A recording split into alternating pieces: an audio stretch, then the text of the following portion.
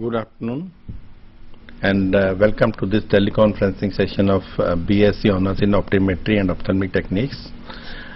In this particular session we will be discussing about communicative English course. As you know that you have got course number 1 BOS 01 on communicative English, and you have seen, you must have gone through your course and you must have seen that there are 4 blocks. That is on reading comprehension, study skills, speaking skills and grammars also. So what we'll be starting today with the speaking skills, especially concentrating on the pronunciation part, and subsequently we'll be answering your questions also. If you have got any question pertaining to this particular course, so we'll be answering those questions also.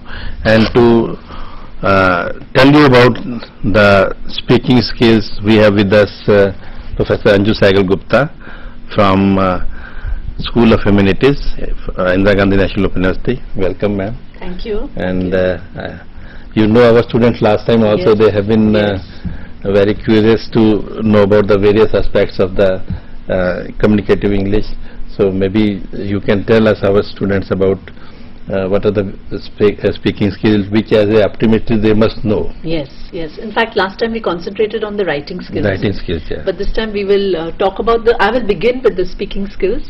But I just want to tell the students that they're most welcome to ask me questions from anywhere. They can interrupt me and talk about writing skills if they wish, or reading skills if they wish. So students, you must and you are welcome to stop me mid-sentence, and I'll be very happy to answer all your questions. I think they must be very anxious because their examinations are also coming. Okay. So we expect a lot of questions from them. Okay. So where spoken English is concerned, as you know, all of us now, with English being a global language, require it more and more. And 2 things which we want to, or 3 things that I want to stress on is, one is of course fluency. That is how, the question that all of you will ask me, I'm sure, is how do we get fluent in the language? And the only way to do so is by speaking English. That is, that even if you're a bit nervous about, you know, that your pronunciation may be wrong or your grammar is wrong, just muster up the confidence to speak in the language. That is the short way. In fact, one of the activity types that we try out with our classes sometimes when we do workshops is automatic speaking. You know, just make people get up and just speak on any topic. Or we'll have we'll have 2 people sitting and we'll ask the other person to just go on talking, persuading the other person to get up from the chair, you know. So they just have to continue speaking, and that's one way we to develop the skill. So jo bhi jhijak ho, jo bhi you're shy about your English, get out of it, and only then you can. And think of the larger goal. The larger goal is that you want to be fluent in the language. So fluency is something that is very important where spoken English is concerned. The other point is accuracy. Accuracy pertains to 2 things, or 3 things actually. It pertains to grammar. How grammatical is your English? But remember, where spoken English is concerned, we do sort of repeat ourselves, we do stop mid-sentence, we use fillers like in my speech also you'll find that I keep saying you see.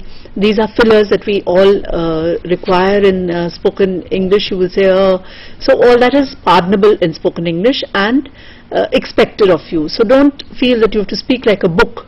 That is unnatural kind of speech. So 2 things that you need to also concentrate on. One is that you should develop a range in your vocabulary.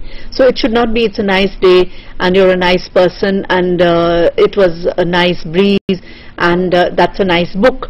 Try and develop a range where you use other adjectives, for instance, other synonyms, other antonyms.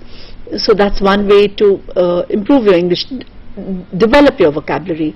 Then concentrate on your grammar. So while we are not stressing on accuracy, but that has to follow suit. You first concentrate on your fluency and then it follows suit that you will also then concentrate on your accuracy. But I would not suggest that you begin with accuracy and then go on to fluency, because while you're trying to get, see, accuracy is something that you will spend your whole life on. I mean, even me, I'll spend my whole life on trying to be accurate in the language. But fluency comes first. So first is get out of your shy zone into a fluent zone. And then the third is appropriacy, that you need to concentrate on. And what is appropriacy? Supposing if the Vice Chancellor of the university was to enter the room, and I want him to perhaps shut the room, then I'll say, sir, could you please be kind enough to, would you be pleased enough to be kind enough to close the door? Okay. If my colleague would come, then I'd say, please close the door. And if a junior student of mine would arrive, I'll probably say, close the door or shut the door, please. You know, so do you see how I would address the Vice Chancellor, and then how I would address a colleague, and then somebody who's junior to me. So similarly in Hindi you have other markers. You will say aap and tum and tu. You know, English doesn't have markers like that. The pronoun markers are not there in English. So we use the modals, you know, things like could you please. Modals are normally, modals are things like could, must, should, would, will, that you must have all studied. And these are used for marking politeness. And then imperatives like shut the door please are used for, you know, when you're giving an order of some sort. So these are things that when you're speaking you should take into consideration. But today I thought Dr. Arora, I would concentrate on pronunciation, because that's another area that our students really need to concentrate on. So I'll do it through a PowerPoint so students can look on their screens, and as well as where have I left my, okay, here. They can look at the screen as well. So let's go to the first PowerPoint. Now in English there is a mismatch between spelling and sound.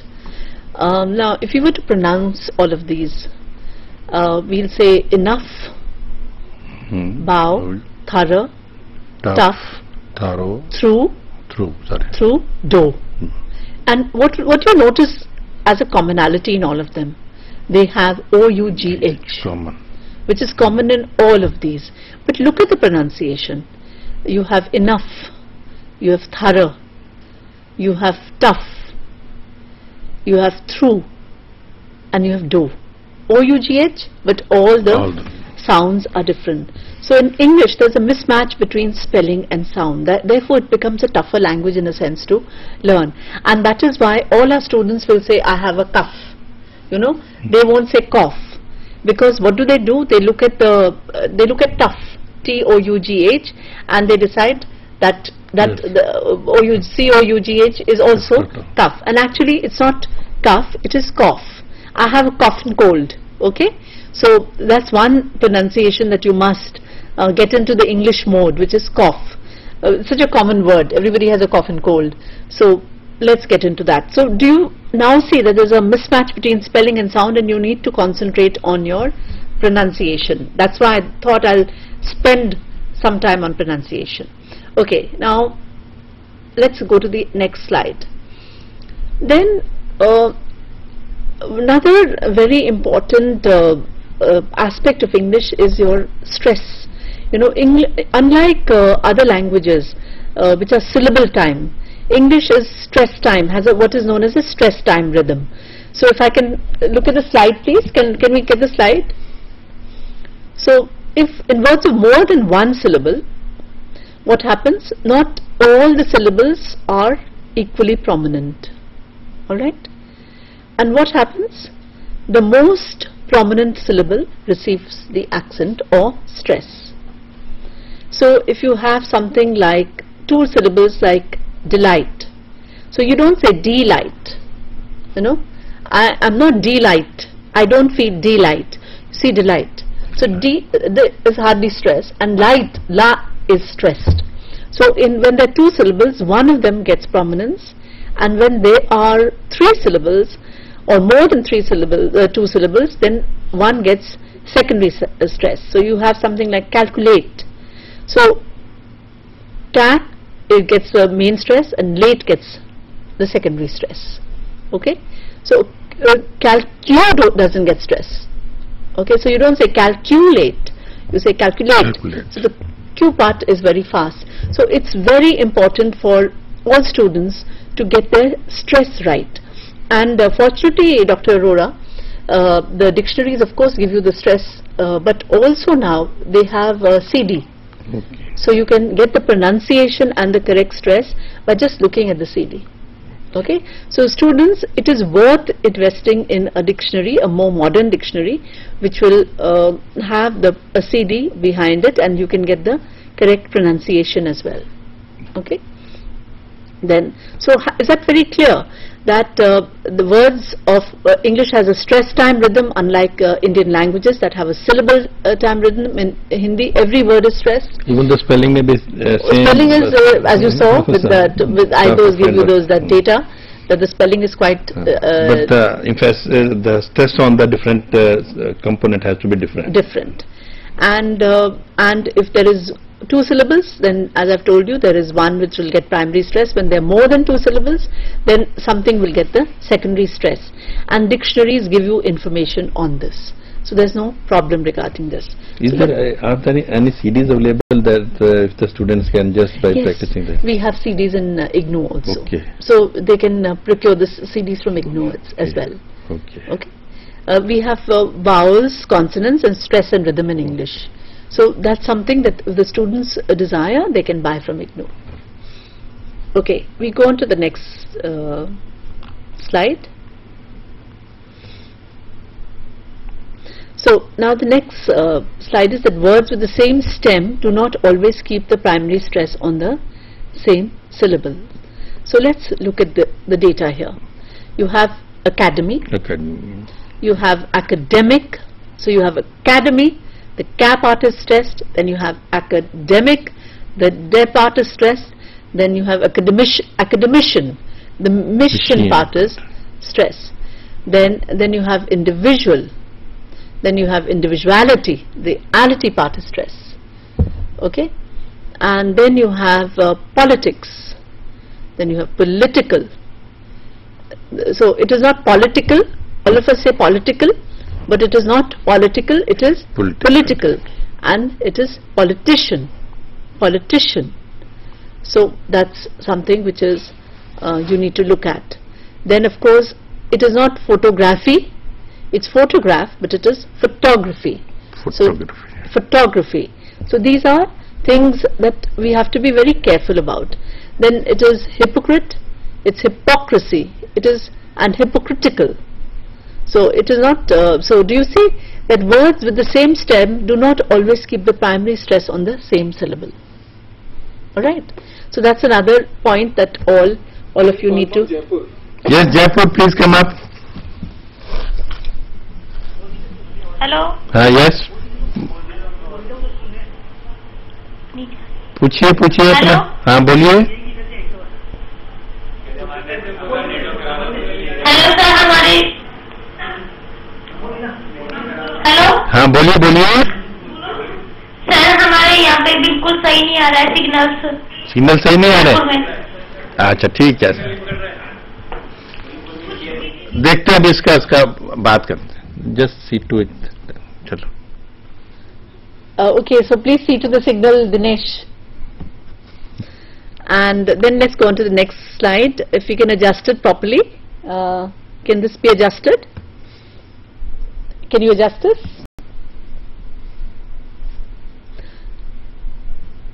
Can we have this slide? Okay. Then the stress also depends on whether the word is used as a noun, as an adjective or adverb. For instance, when it is a noun or an adjective, the accent is on the first syllable. So you have absent, and then you have absented. He absented himself. You're an addict. You're addicted. You see? So if it is a noun, it is different, and if it is a adjective verb, it is quite different. Project, projected. Okay? So these are other things that you need to keep in mind. So if we are using as a noun or adjective, that pronunciation accordingly changes. Like I got a present on my birthday, and I presented you with a shirt on your birthday. You know, presented. Okay, so do you notice the difference that way? The next slide, let's go on to the next slide. Yeah, and so we've done this, so I need to go. Do not keep, we've done this on the same, then yes. So again, there are just some more words that are used, the word, accent and grammatical relationships, noun, adjectives and verbs. So absent, absented, addict, addicted, conduct, conducted, conflict, conflicted, contrast, contrasted, convict, convicted of a crime. He is a convict, she was convicted of a crime. Decrease, decreased. Export, exported. You know, so these are some of the popular words that I've chosen, but there are many more. Okay, so students need to be aware of this point of pronunciation. So I'm just trying to sum up. I've tried to tell you that there is a mismatch between mismatch between the letters as well as the sounds, and then I've gone on to say that stress in single words and stress according to grammatical relationship, and stress when the stem may be the same but the pronunciation is different. For instance, academic and academy and academician. So these are the points that I've tried to make you aware of, and these are the points that you must keep in mind. I think students must not go by the spelling. If the spelling is there, there should not be equal emphasis on all those. No, it's not only the spelling. The tone has to vary according to the tone. I'm going to also be speaking on the tone. Okay. Okay, can we have the next slide? Okay, and this is just a continuation, so but I'll continue because I think this is an important point. Increase, increase. Object, objected. Permit, permitted. Present, presented. Project, projected. Protest. The protest of the masses protested against human rights crimes. Rebel. This word we often mispronounce it. A person, the rebel, and you rebel against authority. Okay, so these are some of the words that I wanted you to look at. Then let's have the next slide. Yeah. Now these are words which are commonly mispronounced. I've written sometimes mispronounced, but commonly mispronounced. For example, people will say police, and it is police. So students, instead of saying police, say police. And then people often say mountain. We are going to the mountain. It's mountain. Mountain. Mountain. Mountain. Mountain. Mountain. And then it is not measures as the Punjabis would do, it's measures. Measures. Then this is not bury, it's bury. Bury. It is not asks, it is ask. It's uncle. Govern. Then farm. And this is not almonds, it is almonds. The L is almond. L is silent. So it's almonds. Like it is not farm, it is farm. Okay. So similarly, it is almonds, not almonds. Then the B is silent, so it's debt. It's not debt. It's borrow. You borrow money. Then it's not all, it's all. All. Moral. And then I talked of cough. It is cough. Yeah. It's thorough, not thorough, but thorough. Then this is bear, not beer. You saw bear, B for bear, B not for beer. Beer is what you drink. You know, it's an alcoholic drink. And then it is prayer, not prayer. It is prayer. Then you tear paper or tears drop from your eyes. You can tear paper or tears drop from your eyes. Then people are poor, not poor. You know, some people from the south, they say poor, but you're not poor, you're poor. Sure, tour. Then this other word, it is not sew. S-E-W is not sew, it is sew. So you have a sewing machine in your house. You don't You don't have a sewing machine in your house. You have a sewing machine in your house. Then monkey, and the other one is donkey. These are just words that I just picked up because I found that many students mispronounce it. These are commonly used words. Commonly used words. So I said, and basically these are not the only words that you use. Basically it's to tell you that we often mispronounce very simple words, and we need to be aware. And one suggestion, Dr. Arora, is that they must listen to at least one news program, English news program. Every day. Every I think day. last time also you suggested yes, that. I suggested that to the last students. time also you suggested that they should watch, they should pick up one English program. Absolutely, they must do that. It could be, if you don't want to listen to the news, look at National Geographic, the History Channel, any of these English programs. You must listen to them, or even an English movie, an interesting English movie, because that's how you'll be aware of the correct pronunciation. Okay. And recently I have seen that program on NDTV, that English one. Imagine. Yes. They are also teaching in a very funny way. They can also they can watch also that go program, through that. yeah. NDTV Imagine. NDTV Imagine, yes, they can look at that as well. Okay, so now let's have the next slide. Now we're talking, we've now up until now talked of single word stress. Now we're talking of stress and rhythm in connected speech. Now English has what is known as I said, a stress time rhythm. So I'll just read this. In connected speech, the content words like main verbs, adjectives, adverbs and demonstrative pronouns are generally stressed. But structure words like prepositions, articles like and, the are not stressed. So if you look at the sentence, he invited us to go for a picnic or for an excursion. So he invited us to go for an excursion. Now what you do is he invited. So he invited. You don't say he invited us to go for an excursion. For an excursion. We don't talk like this. We say he invited us to go for an excursion. So what you're doing is you're stressing on invited, and to us to go for an is compressed. Then excursion. Can we have the slide please? Then excursion, the cursion part is stressed. So you see how much of it we eat up in English. You know. So for, you will not say as for. You will not say an. You'll say an. For. He invited us to go for an excursion, for an, you know. So you don't pronounce all these the structure words. You compress them. Okay. So that's one part of English. It's a stress time rhythm. Then look at the next one. I'm. You don't say I am. You say I'm. I'm certain the flight will be delayed. I'm certain the flight will be delayed.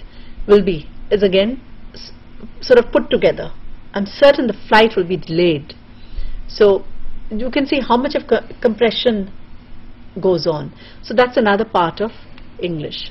Let's look at then the meaning conveyed in an utterance depends on the stress syllables on which the pitch change occurs.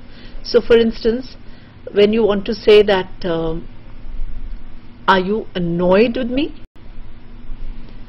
You want to stress on annoyed, the fact that you're annoyed. Then are you annoyed with me? Then you want to stress on me. And then are you annoyed with me? You want to stress on you. So that's also one part of English. So then, okay, I'll just sort of stay with this. Any questions that anybody may have, because I've gone quite fast I think, but I wanted you to basically be aware. So if there are any questions, I'll be quite glad to answer them. Students, if you have got any question related to what Dr. Anju Saigal has discussed till now, if you have got any question pertaining to this, you please feel free to ask those questions. Okay, so there are no questions. If there are no questions, then we'll proceed further. Proceed further, okay.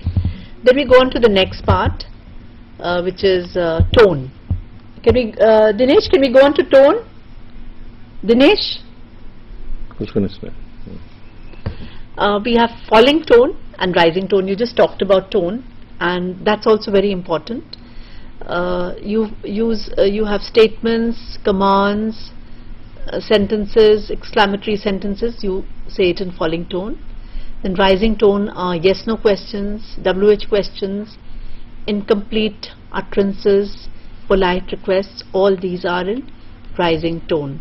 And so this is what I basically wanted to talk about before I go on to the other skills maybe. So friends, Dr. Anju Sehgal has told you about some of the speaking skills, and she has told you about that what is fluency, how accuracy zone, and she also mentioned that we have to come out the shy zone and had to enter into the fluent zone. And she has told you that it's not that the spellings, the spelling may be same, but the emphasis on the various words is different. So pronunciation for the similar spelling may be also different. So I think these are some important points which you should keep in mind while you are practicing your speaking skills in the English language.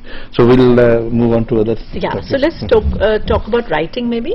Yeah, we can go to we'll talk about writing now. We have about 20 minutes, 25 minutes. We'll talk about the writing skill.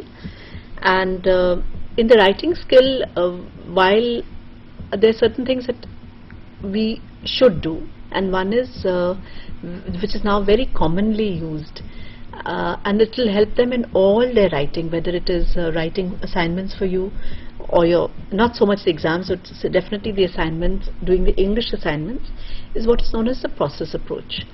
That is, we expect the student to not give, earlier the emphasis was on the product, that the teacher would go to the class and suggest, okay, now write on some topic, maybe environment, the problems facing the earth today, for instance, the main problem facing the earth, for instance. They could ask, and then they would just take the answers, and that was the end of it. But now the teachers are into a different mode, and that's what the students should get into. And the teachers would probably brainstorm, and that is, and students who are writing alone, what they need to do is brainstorm with themselves, with the help of books, with the help of the net, with any other device that you may have, and jot down all your points. They need not be in any order. They could be as the points come to you, because you'll tend to forget. So as they come to you, just jot down the points on any given topic. It could be an assignment that you have to do. And then what you do is, then you put them in some sort of order. Some sort of sequence, which is a tentative sequence. Because when the writing takes its own course. When you start writing, then the thinking process takes over. But when you're planning, then write in some kind of sequence. Of course, when you write, as I said, you may do something quite different. After you do that, then write out your first draft. And when you've completed your first draft, and make it a complete first draft. I do that even when I have to send letters to people around. I definitely write at least one draft. When you've written that one draft, show it maybe to your counselor, show it to your peers, show it to anyone you think is better at English than you are, and get comments. And you can ask what you want comments on. You may want comments on the language. You can then specify that you want comments on language, or you may want to, and that language, I mean, you may want comments on the grammar part of it. You may want comments on the vocabulary. You may say, just look at the vocabulary part of it, or I'm weak at tenses, so look at my tenses. So be very specific when you ask somebody to look at your work. Or you want on organization. Maybe your paragraphing is bad. Maybe you can't connect sentences very well. Your cohesion, your coherence. Cohesion is ideas getting together. Coherence is basically that you're able to systematize the way everything is put together. So, whether your cohesion and coherence is correct, then whether the mechanics are correct. You can ask, my punctuation is pretty bad, look at the punctuation part of it, look at the spelling part of it. So be very clear when you are giving it to somebody or when you're editing your own work, that you're looking at the entire piece in terms of ideas, the content part of it. Are you weak in content? If that's not the case, then you look at the organization part of it. If it is a comparison contrast kind of essay that you have to write or assignment that you have to do, have you done the comparison and contrast the way it should have been done? If it is a cause and effect part of it, have you done it like that? Is it the diseases, their causes, the effects, those kind of way? Have you written it that way? So that is have you paragraphed? Even now, after the amount we talk to the students on EduSat, the help we give them, paragraphing is not there. You'll see one long paragraph. That is, in a sense, a very grave mistake. If you do not paragraph, do not think it's a minor mistake. It's a very, very serious mistake. It's like having your grammar wrong. Because what is paragraphing? Paragraphing is the grammar of a whole organization part of it. So that means that part of your grammar, in a sense, has gone wrong. Grammar is not only about sentences, it is also about the entire structure. Organization also. Then, you look at that, then you look at the grammar part of it. Is tenses your weak area? Is tenses your weak area? Is articles your weak area? Is what can we say? Is other parts of speech like linkers a weak area? So you have to decide what are the weak areas in your writing and ask yourself and ask the other person to look at those areas. Then the mechanics in terms of spelling, and spelling now with the net and with the dictionaries it's quite easy. Punctuation, all those things very important for your work. And so then you need to get into stuff like the types of writing. That is, are you writing definitions? Are you writing cause and effect? Comparison and contrast? Is it going to be some form of exemplification? Is it an argument? Is it persuasive writing? You need to be very clear on these aspects as well. So as you can see, it's not a very simple thing. There are very many things that you have to be careful about. And finally, of course, after you've written your first draft, then you call from Delhi to. Yes, Delhi to, please come up.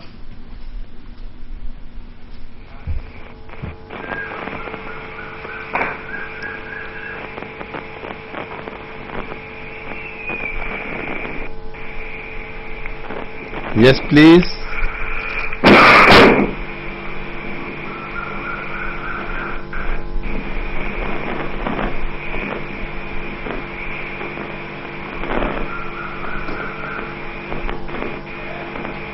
Please ask your question.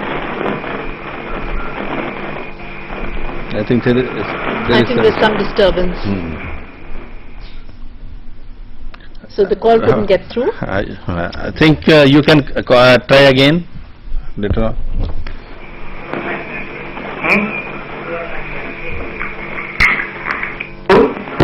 Hello. I think it got disconnected. Yes. It's got disconnected again, though I'll be very happy to receive a question. It's very dull to speak without any question coming through.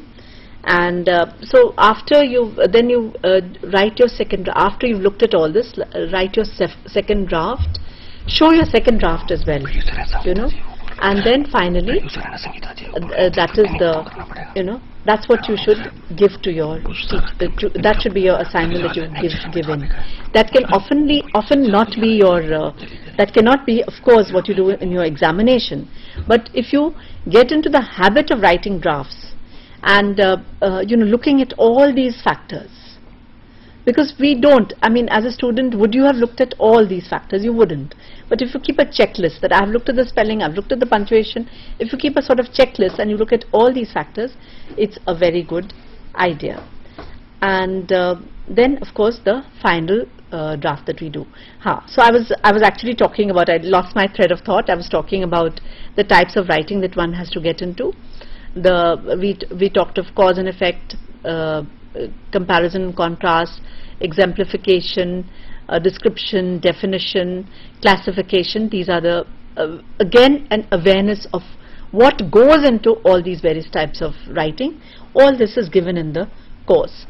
And suppose they have to write a paragraph, like they get a question in the examination that write a paragraph on this particular aspect. So what are the things they should keep in? So exactly what I said in the process. If they get in the exam, obviously they cannot do the process approach, because that is something that we want them to do for the assignments.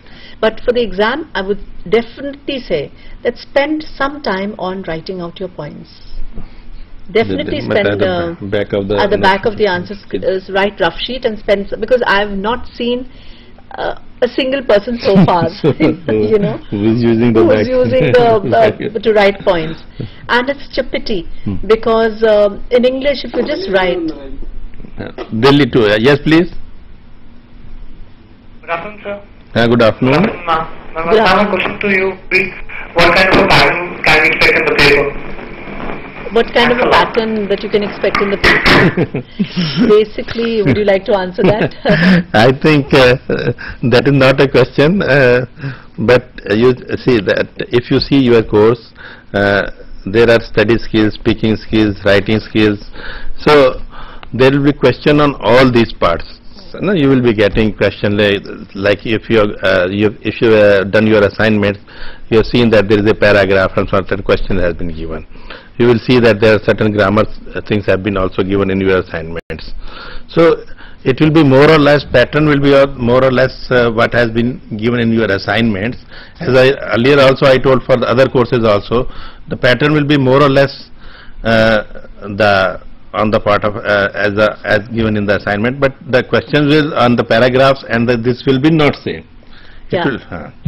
But they will be sort of medical kind of questions. No, it's not medical. Not only medical. Not only medical. Like we say that if you write, we give them option that you write paragraph on environment, or the journey by a metro, or train journey, or football match like this thing. We give them option, write a paragraph on 150 words on these words. Okay. Something like that. Okay, so it will be basically that kind. So there will be, and then as you must have seen our assignment that we have given a paragraph, there is a paragraph, and there are certain questions given below that. Okay, so that's a reading comprehension. Reading comprehension. Okay, that gets me back, gets me to another thing that I wanted to talk about, which is reading. Okay, so when you read, do you read every? So we've talked about spoken, we've talked about writing. Now we are into reading. Now, when we read, do we know what we are reading for? Why are we reading a particular piece? Is our speed of reading the same? These are some questions that we should ask ourselves. Now, if you're looking at a notice board, don't you cursorily look at it, or if you just look at the morning papers to look at the headline before you give the papers to your father or to to your mother or whoever reads the paper in the morning first before you cursorily look at the headlines. That is skimming, and the purpose is just to get the gist of everything. So you just skim through the paper in a minute. But when you're reading for your exams, you're reading much more carefully. So your speed is also much slower. So that's another point that you have to take into consideration when you read. What is the purpose for what you're reading? Is it just looking at an ad, or is it looking at something more seriously? Is it a novel that you're reading, a love story or a detective novel? So the that's written, the style of reading will change according to the text. But I've seen students who will read the same way, whether they read a notice board, whether they read the college books. So that's something again that you need to be aware of. Then you also have to be very aware of what kind of reading style you're reading it. In the sense, are you skimming through something, or you're scanning for information? You scan the telephone directory, for instance, for some kind of information. You scan your textbooks to get some detail that you want. Are you supposed to give a analysis of something that you read, some kind of judgment? Are you supposed to infer the character of a person when you read a passage? When you infer. So inferential kind of reading that you're doing, which is a sort of critical reading. Analytical type of reading that you're doing, which is also a critical reading. Evaluative reading, you're looking at something to give your judgment on something. That's also a form of critical reading. Then there is a form of what we call the creative reading. Creative reading is that when you read a very good novel, for instance, they say that the reader of the novel is also in a sense the writer, because your imagination takes over. You know, in fact, one of the favorite questions that we give to our students is that, you know, so what do you think? We don't give them the ending of a passage, for instance, and then we say, now write the ending. So that's a critical reading. So people all sort of rack their brains and they get together and they give their own interpretation of what something should be. Taking cue from that thing, what I will just like to know that if they get an examination or assignment, they have got a paragraph and certain questions are there. So how should they go about, whether they should read the paragraph first thoroughly or they should start, because there will be different kind of students. Yes. Some students will see that what are the questions because they are more interested in getting the more marks. So then accordingly they will go for that thing. But there will be other certain students that they will read that whole paragraph and then try to analyze and then try to answer this question. Which is the best way of... See, the best way that I would attempt is skim through the paragraph. That is quickly read through the paragraph. Yes, as you mentioned that through newspaper when you are skimming, just skim through the paragraph. Skim through the paragraph so you know the gist. Okay. This is the gist is sort of the summary. They know that this is the paragraph. What this paragraph contains. Then I would go for scanning. That is, look at the question and see where the answer is. Read before, read after. You know. So the question type, Dr. Arora often tells you whether it's a scanning question where you have to pick out facts, or inferential, that from there's something in the passage you have to infer, or you have to analyze, or they'll ask you give the title. But I think these are 10+ students. We will not give analyzing and no, we will not. So this it. is for later on in life. But for the exam, it will be basically, it's going to be scanning type of question and gist type. Like when you have to write the title, for instance. One of the questions that we often give is write the title. We give a passage and then they have to write the title, for instance. Or even a passage if we give, we sometimes say write the title. So when we ask you to write the title, that is also in a sense gist. You should have the gist of the paragraph. If you understood what is the paragraph, only then you can give an appropriate title to that. So, but don't go word by word reading. It just is a waste of time. So that's something that I would not suggest at all. And if there are no questions, then I think I'll wind up. I would like to have one more thing. If they have to write a letter, like in their assignments, it is written that you write a letter to your friend or father or mother regarding this thing. So what are the things while attempting this type of question they should keep? One is, of course, keep the mechanics very much in mind. You know, that is the you get at least 20 to 30% of your marks, or if you have the mechanics that where you should put the date, where you how you write the dear so and so, and your. I think that is given in their books. So if you get that, you got 30% of your marks, and then content in terms of the other thing is paragraph. Do paragraph, because marks are cut if there is no paragraphing. We do write that for cohesion and coherence there are certain marks, and cohesion and coherence includes paragraphing. So then the use of linkers, when you use things like and, but, therefore, these cohere your paragraph. This is how the paragraph runs smoothly, and there are certain marks for this. So please be careful about this aspect also. As teachers, we look for that. And then of course the content. So as you see, the content is not so much important as the other parts. As the other parts. Of course, range and correctness of vocabulary, range and correctness of grammar are other things that you have to keep in mind, because accuracy will be looked at. It's not that a person who is more accurate will get more marks. A person who uses more complex sentences rather than simple sentences will get more marks. A person who has a greater range of vocabulary, you know, who will not say good, good, good, nice, nice, nice, but will have different synonyms and antonyms to use will get better marks. So these are the aspects that we would keep in mind. I think students, we have still 5-7 minutes, and if you have got any question pertaining to the communicative English, because we will be not having any other session throughout this year on this English particular on this aspect of communicative English. So if you have got, still we have got 5-7 minutes, and you can ask a question from, I think last time we were getting a lot of questions from Rajgir. Questions last time, yeah. We were flooded this but time. this year, this time I think that students have not. Session. I think they're warming up. It's the first session. So it's the first session. So I think that's why. So, Dr. Arora, do you have any questions that No. you want to ask on behalf of the students? No, I was just thinking that like one student asked what is the pattern of students, and you have very rightly mentioned that whenever they are going through the reading of the paragraph, of writing of the things, or making a passage of some subject, they need to, you have very rightly told them that they should skim through and then they try to analyze, and then but there is no correct, there is no one method of doing that. There is no method. Reading, I did suggest that there is one method, that it is better to skim through and then start writing.